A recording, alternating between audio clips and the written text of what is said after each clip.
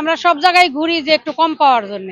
অল্প কিছু সবজি বাদে বাকি সব হাতের নাগালে। অন্যান্য সময়ের তুলনা করলে অনেক কমছে, কিন্তু বিষয়টা হচ্ছে যে কিছু কিছু মানে রিসেন্টলি আবার সবজির দামটা আরেকটু বাইরে গেছে। আমরা সব জায়গায় ঘুরি যে একটু কম পাওয়ার জন্য, কিন্তু তুলনামূলকভাবে যে পরিমাণ সবজি আছে আমাদের দেশে, সেই পরিমাণে সবজির দাম কম নেই, দাম বাড়তে আছে। আগে তো একটা কপি 20 টাকা 25 টাকা হলে পাওয়া গেছে, গত বছরও আমরা কিনছি অনেক কম টাকায়।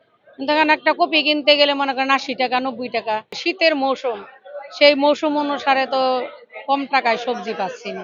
এই যে দাম আছে কৃষকেরই টাকা উঁচু না বলা চলে, আবার কিছু কিছু সবজি আছে একটু ব্যয়বহুল।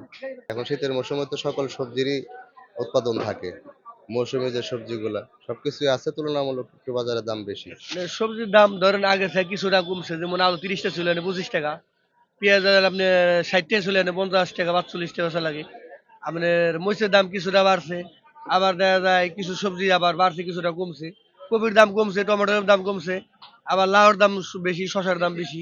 কালার এক্সপার্ট এবং মাইল্ড অন হ্যান্ডস টেকনোলজি সমৃদ্ধ অরিক্স অ্যাডভান্স ডিটারজেন্ট পাউডার আপনার লন্ড্রি এক্সপার্ট। গত শুক্রবারে ভাই দামটা একটু বেশি ছিল। কপি ছিল 60 টাকা পিস, লাউ ছিল 120 টাকা 40 টাকা পিস, বেগুন ছিল 60 70 80 টাকা।